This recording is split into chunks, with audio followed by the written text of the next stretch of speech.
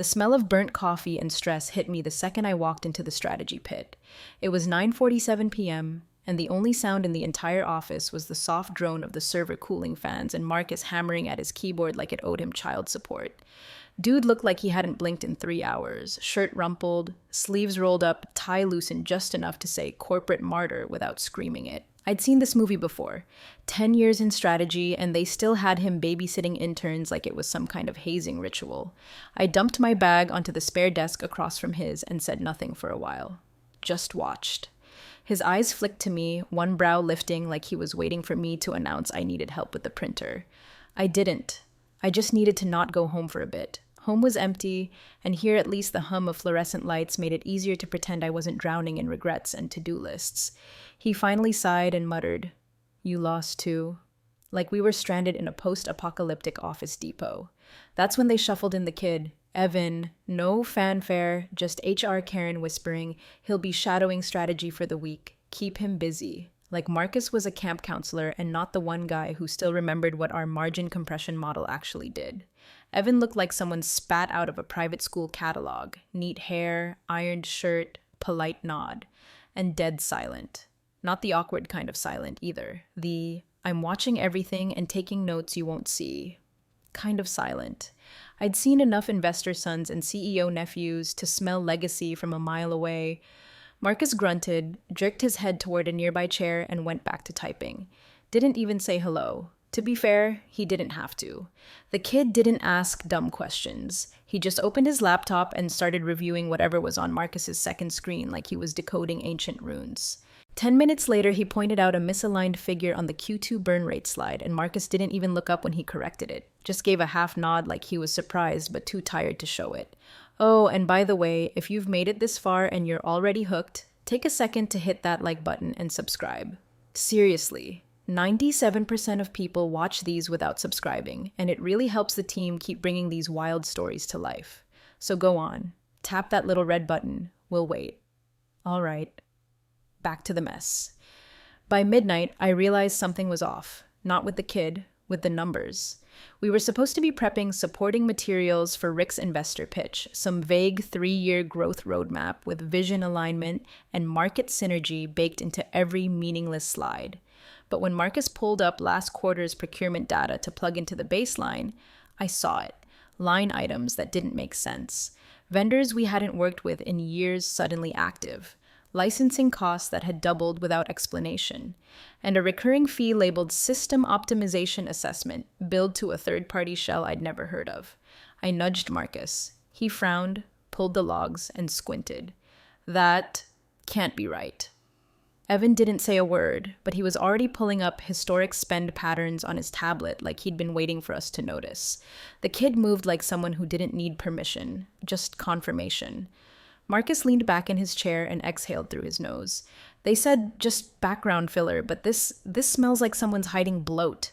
I stared at the screen, then at him, then at the intern. Rick had told us they wouldn't read past the first few slides anyway. That's when I knew this wasn't just another week. This was going to be a long one. Rick always walked like the room was lucky to have him. Gelled hair, designer watch, fake tan still streaked from whatever Vegas airport lounge he'd gotten drunk in last weekend. He'd been here less than 6 weeks, already acting like he was single-handedly saving the company with vision boards and enough buzzwords to make a TED Talk cry. When he breezed into the 9 a.m. sync with that stupid grin and said, "I just need a light roadmap deck, background context, nothing heavy," I felt Marcus's jaw tighten 2 seats away. "Light," Rick repeated, flipping his hands like he was shaking off accountability. "Couple slides on projected growth, high-level stuff. Toss in some industry comparables, sprinkle a little optimism, just get us to the vibe." To the vibe. This man wanted to present to Ridgestone Capital, one of the most ruthless, data-obsessed investment groups on the eastern seaboard, with vibe slides. Marcus didn't argue. He never did. He just said, "Sure thing," in that same deadpan tone he used for "your coffee's burning" and "you forgot your kid at daycare."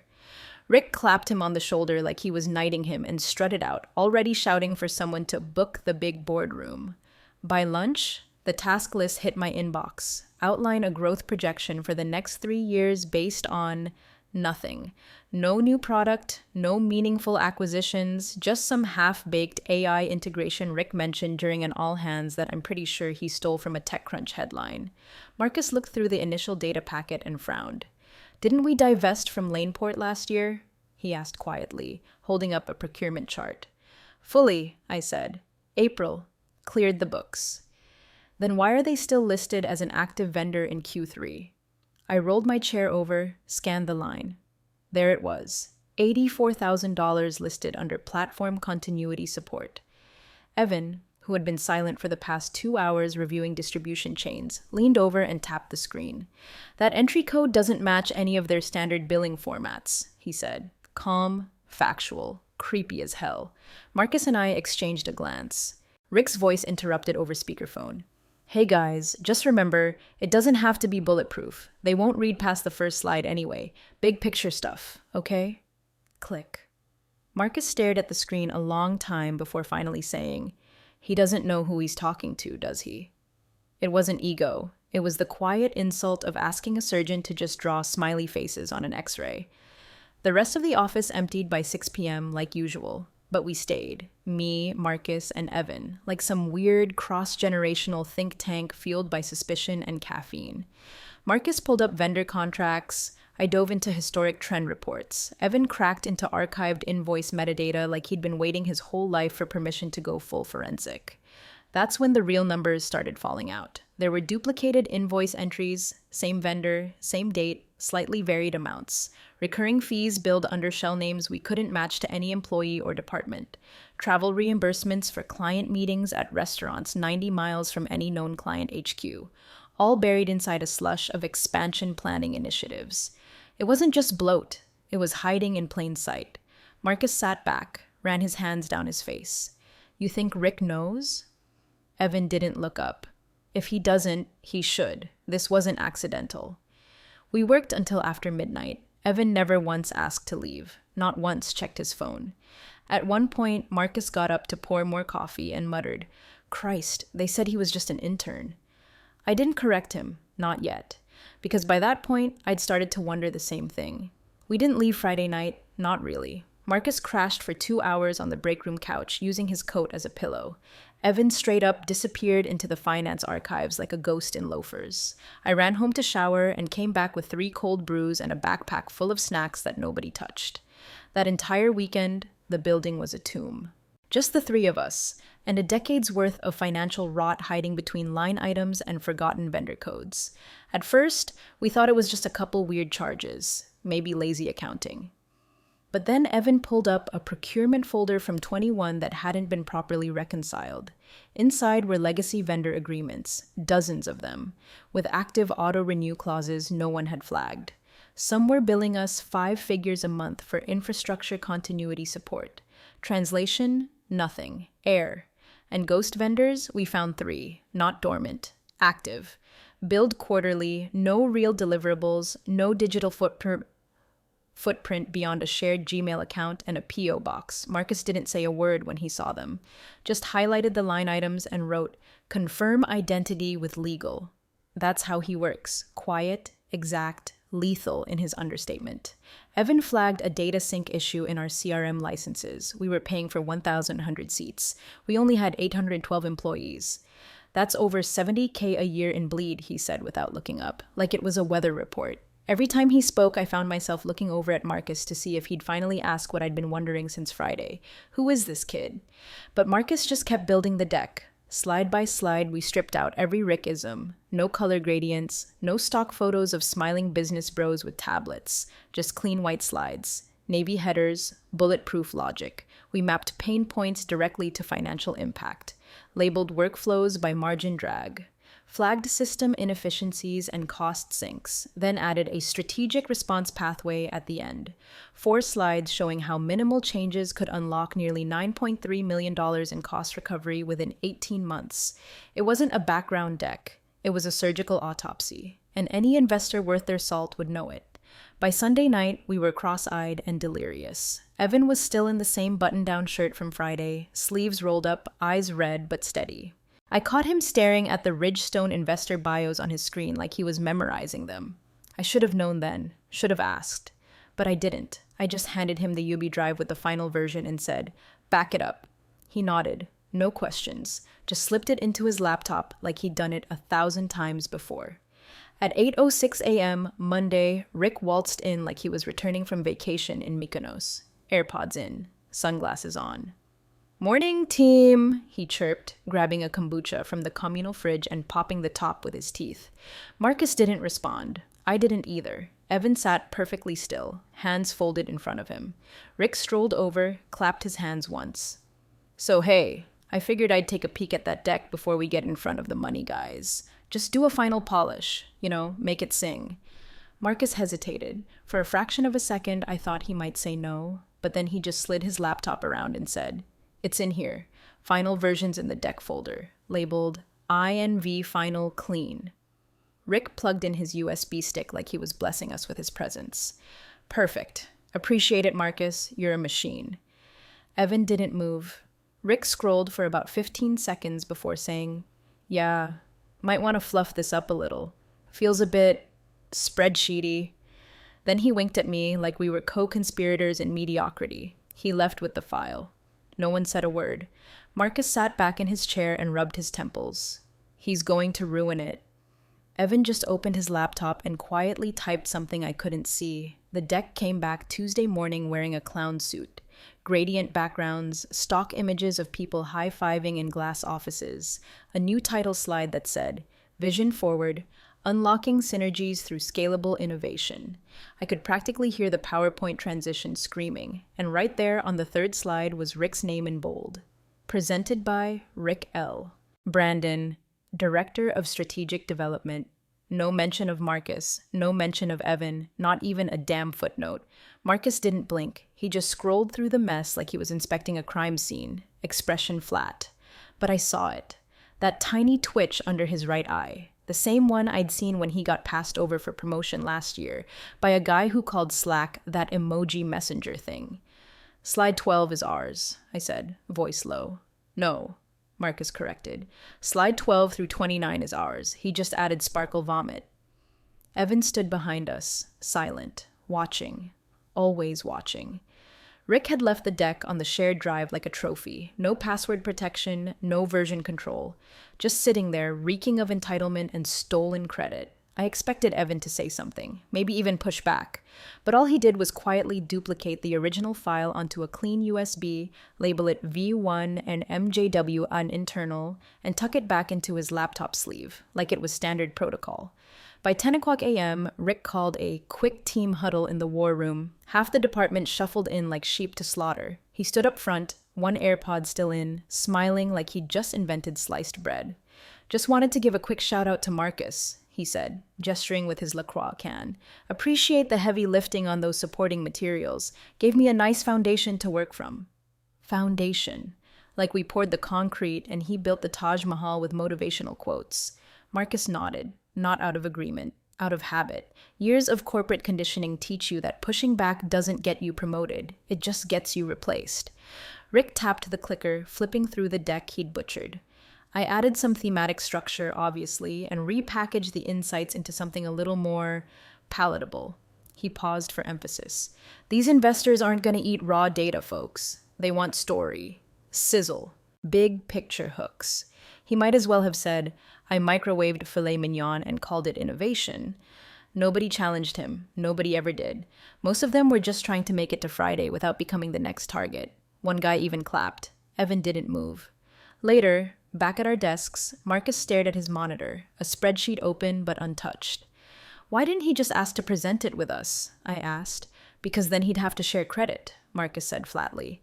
"And people like Rick don't share what they think they've claimed." I hated how unsurprised he sounded. "You're not going to say anything?" He shook his head. "What would I say? He's the director. I'm just the guy who makes the slides line up. This is the job." But I saw his fingers flex. The restraint it took not to slam the keyboard was physical. Evan didn't speak. But I caught him glancing at Rick's office more than once that afternoon, calculating, measuring, like he was studying a faulty circuit before deciding where to cut the wire. Something about that kid unnerved me, because while Marcus swallowed the betrayal like he'd done it 100 times before, Evan wasn't swallowing anything. He was waiting. Rick strutted into the boardroom like a man walking onto a yacht he didn't pay for. Hair sculpted, suit loud, breath mint still dissolving on his tongue. He gave that performative nod to everyone like we were all backup dancers in his TED Talk fantasy. Marcus and I sat off to the side near the tech cart, unacknowledged, deliberately excluded. Evan stood by the window silent, arms crossed. He wasn't slouching. He wasn't nervous. He looked ready, like he'd been here before. The room was full. Ridgestone's entire delegation lined the walnut conference table. Their logo shimmered across the monitor, minimal and severe. Suits, ties, tablets. No chit-chat, no fake smiles, just a dozen people waiting to see if our house of cards had any weight behind it. Rick opened with flair. Good morning. I'm Rick Brandon, Director of Strategic Development here at Vextra. What you're about to see is the blueprint of our next chapter. He tapped the clicker. Slide 1. Vision forward. Unlocking synergies through scalable innovation. Buzzwords so thick I could feel Marcus aging 10 years next to me. But Rick had polish. He knew how to move his hands, how to pause just long enough for emphasis. His voice dipped at the right moments, rose with confidence on phrases like agile expansion and market disruptive potential. And the investors, at least at first, nodded along. A few even jotted notes. He had them, or at least he thought he did. Then he hit the slides we built, the real meat, cost reduction forecasts, margin lift through workflow automation, detailed vendor maps with layered timelines. He didn't understand them. Oh, he said the words, repeated the talking points we wrote, but he didn't understand them. He breezed past the nuanced projections like they were scenery, mispronounced 2 vendors' names, even made a joke about one of the ghost vendors being a legacy friend we just can't shake, not realizing the irony. Still, the room stayed quiet. Then came the close. Rick clicked to the final slide, a hollow bullet list titled Strategic Outcomes. The last bullet read, Growth, Vision, Momentum. I wanted to scream. He clasped his hands, smiled, and said, Happy to field any questions you might have. Silence. It stretched. I watched Marcus blink slowly, once, like he'd just registered how absurd the moment had become. I half expected someone to start clapping. Instead, Andrew Morrow, the lead investor himself, leaned back in his chair, fingers steepled, eyes locked on Rick with the kind of clinical detachment you reserve for a suspect who just lied on the stand. And then he turned his head, not to Rick, to Evan. Is that everything you found? No movement, no follow-up, just that one question, delivered with surgical quiet. The room froze. Rick's mouth opened slightly, then closed again. His face dropped half a shade in color. It was the look of a man who just realized the game was rigged and he wasn't holding the dice. I looked at Marcus. He looked at his pen like it had betrayed him. I'd never seen his hand shake before, not once, not in a decade of budget bloodbaths and C-suite backstabs, but it trembled now, just slightly. Evan didn't rush. He didn't smile. He just met Andrew's gaze and said, No, sir. We held back a few slides pending accuracy. I have them ready if you'd like to review. Rick turned like someone had slapped him. Excuse me, he sputtered, but Andrew didn't even look at him.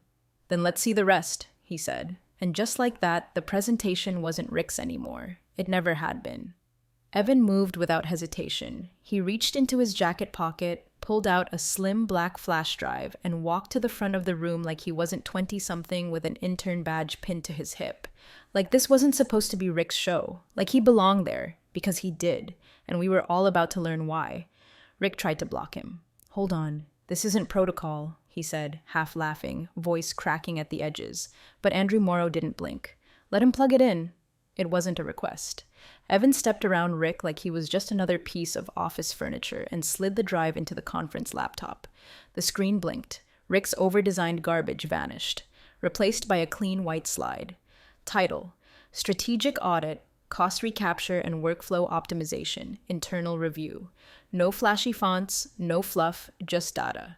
Evan clicked to the next slide. Vendor leakage, highlighted in red. Ghost accounts, mapped. 3-year projections, contractual duplications, licensing bloat, a workflow redesign that showed how we could regain over $9 million in wasted spend, painstakingly broken down across 15 departments. The room leaned in. You could feel the difference. This wasn't noise, this wasn't a sales pitch. This was blood work. Evan narrated, not presenting. Calm, clinical, confident. This slide shows seat license inflation. As of Q2, we were paying for 289 surplus licenses across 5 platforms. Here's the usage audit to verify. Total annual overage, 73,440. He clicked.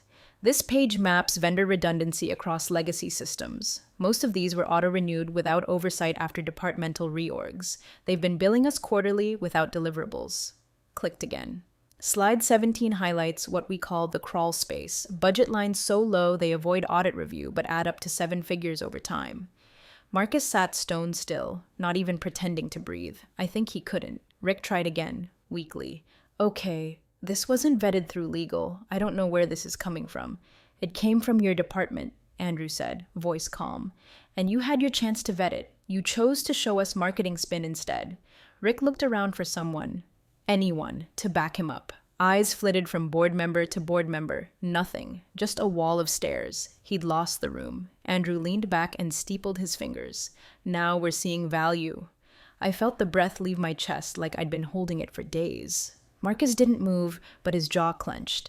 His name was still nowhere on the screen.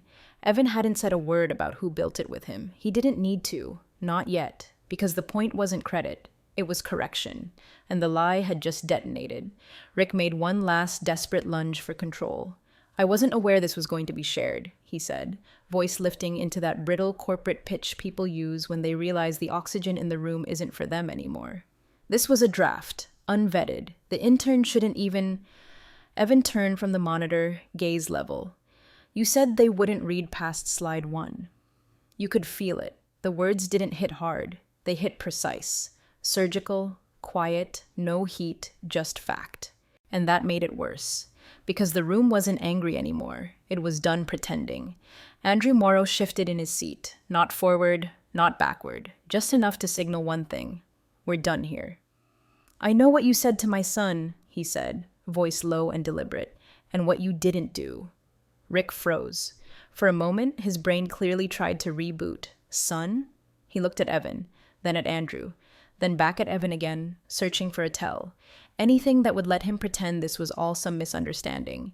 But the look on Andrew's face didn't leave space for negotiation. Security will walk you out, Andrew said flatly. Compliance will be in touch.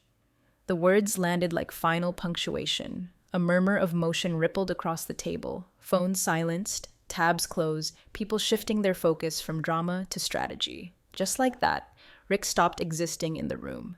The glass doors opened behind him. 2 security staff appeared, quiet, professional, but unmistakably present. A woman in a navy blazer with a compliance badge followed them, clipboard in hand. Rick's mouth opened again, then closed. His hands fluttered for a moment like he wanted to say something, anything that could save face. But there was nothing left to salvage. He looked around the room like a man realizing the fire escape had been welded shut hours ago. One of the security staff gently gestured. Rick stood, slowly. No words, just that dazed, broken nod people give when they've been publicly undressed and haven't figured out where to put the shame. He walked out, and the door clicked shut behind him. Silence. Then Andrew looked at Marcus. You're staying. Not a question, a statement. A chair was pulled back at the table. Marcus blinked like he'd just re-entered his body. Sir? He said, voice scratchy. Andrew gestured toward the empty seat across from him. You helped build this. You're not leaving the room. The room adjusted without pause. Slides reappeared. People opened fresh note docs, shifted posture, leaned in. Evan took the seat beside his father like it had always been his. And Marcus? He stayed standing for a moment longer, like his brain was still buffering reality. Then he quietly walked to the table, pulled out the chair Rick had once called reserved, and sat. No fanfare, no applause. But the room had shifted, permanently. The memo dropped on a Tuesday. Subject line, leadership update. No adjectives, no farewell party, no hand-signed goodbyes or donut cart send-off. Just 4 sentences confirming Rick's departure to pursue other opportunities, and 1 short line stating that Marcus Warner would serve as interim lead for strategic planning, effective immediately. That was it. Years of Rick's grandstanding reduced to a footnote in a memo nobody even printed. I watched Marcus read it at his desk, the glow of the screen catching the edge of his glasses. He didn't smile, Didn't smirk. He just let out a breath like he'd been holding it for a decade. Then he closed the window and turned off his monitor. Across the office, the intern station sat empty. Evan's old desk, tidy, unused, untouched. Until that morning, his name had still been listed in the intern program roster. But now, just under the Ridgestone Company directory, he'd been reclassified. Strategic Liaison, Ridgestone Holdings, with a corporate badge to match, freshly laminated, clipped clean onto his blazer. It caught the light like a secret someone finally stopped hiding. We passed in the hallway around noon. He nodded. Still no unnecessary words, just a quiet look that said everything. We both know what happened. No need to narrate it. I nodded back, returning the favor. And Marcus? He finally moved into Rick's office. No announcement, no ribbon cutting. He just showed up early that Friday, coffee in one hand, worn laptop in the other, and walked straight into the corner suite Rick had always lorded over like it was a crown. No one said a word as he did it. He opened the blinds, adjusted the creaky chair, and sat down like he'd done it every day of his life. That chair had stayed reserved for years. Rick never let anyone sit in it, not even visiting VPs. He called it home base, like he was a war general and the rest of us were pawns on a dry erase board. Now it held someone who actually read the reports, who actually wrote them, who stayed late and kept receipts. Marcus didn't change the furniture, didn't bring in framed photos or a plant. He just stacked 3 yellow legal pads, opened the laptop, and got back to work. Like the win had already happened, and now it was time to clean up the mess. There was no victory lap, no whispered rumors or ego flare-ups, just peace. That strange, quiet peace that settles over you when the noise finally stops, when the weight shifts and no one else is trying to steal your name off the slide. For the first time in years, the floor didn't feel like a minefield. The air didn't hum with pretense. The silence was clean, not tense, just still. And as I walked by his open office door later that day, I saw Marcus sipping his coffee, staring out the window like he'd forgotten what the skyline looked like from that angle. Not proud, not gloating, just finally right. The boardroom felt different now. Same walnut table, same frosted glass. But it wasn't suffocating anymore. The air moved. The silence wasn't heavy with politics. It was focused, almost calm. For the first time in a long time, nobody was pretending to listen while texting under the table or waiting to hear their own voice bounce back from the walls. Marcus sat near the center, not off to the side, not by the tech cart, not supporting. He had a seat, his seat, and a cup of black coffee steaming gently beside a notepad already half filled with his tight, sharp handwriting. No title card, no fanfare, just a man who finally got to show up without shrinking. Evan stood at the front, blazer off, sleeves rolled up, pointer in hand. He didn't raise his voice, didn't sell. He just walked the room through the model they'd built. Lean, clean, quietly ruthless. Every slide landed like a stone skipping across calm water, precise, controlled, without wasting energy. He spoke with the same surgical cadence Marcus used.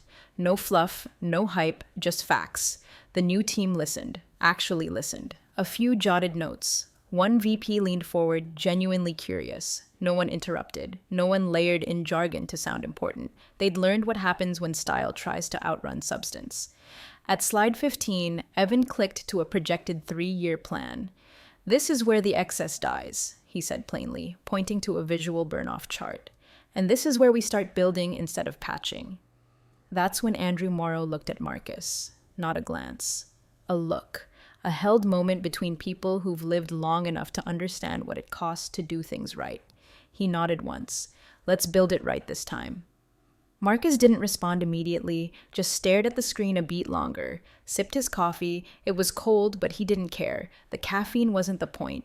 The point was he was still here, not tucked away, not dismissed, not used, seen. He looked down at his notepad, drew a line beneath the last bullet point, and exhaled. Not from exhaustion, from arrival. No one clapped when the meeting ended. No one needed to. The work spoke for itself now. As the room emptied, Marcus lingered for a second, eyes tracing the Ridgestone logo on the wall. Same boardroom, same seat, same job technically, but not the same man. Not anymore. "I used to stay quiet because I thought no one noticed," he murmured to himself. "Turns out someone always does."